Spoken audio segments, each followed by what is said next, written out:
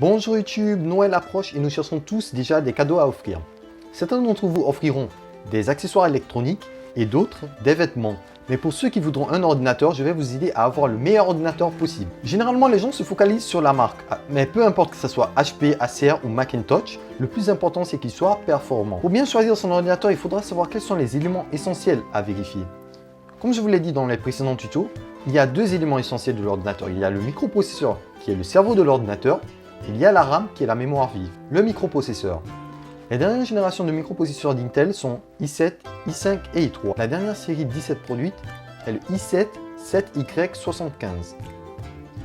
Pour savoir de quelle génération est votre microprocesseur, il vous suffira d'aller dans les propriétés de votre ordinateur, de voir le type de microprocesseur que vous avez et de le vérifier sur internet. Exemple, moi j'ai un i7 6500U.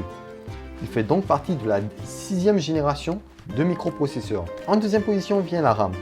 Plus votre RAM sera grande, plus vous pourrez effectuer simultanément des tâches. Que ce soit 4, 8 ou 16 Go de RAM, vous choisirez selon votre besoin. En troisième position vient la carte graphique. Si vous êtes un gamer comme moi et que vous aimez faire de l'infographie, il vous faudra une très bonne carte graphique. Personnellement, j'utilise une carte Radeon graphique et je vous la conseille vivement.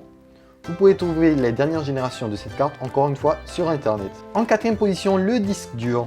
À vous de choisir selon votre besoin 1, 2 Tera, mais je vous conseille minimum 500 Go. Et enfin viennent les derniers détails selon votre besoin.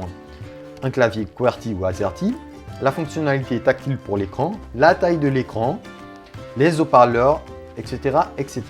Comme je l'ai dit au début, la marque importe peu. Mais d'après mon expérience professionnelle, je vous déconseille la marque HP parce que leur dernière génération d'ordinateurs ont souvent des problèmes techniques. Encore une fois, je vous conseille de prendre un ordinateur selon votre besoin. Ça ne sert à rien d'avoir un i7, un Macintosh si c'est pour regarder des films ou pour prendre des cours en classe. Voilà, c'était tout. J'espère que cette vidéo vous a plu. Comme d'habitude, un pouce bleu, un commentaire et abonnez-vous à ma chaîne si vous ne l'êtes pas déjà.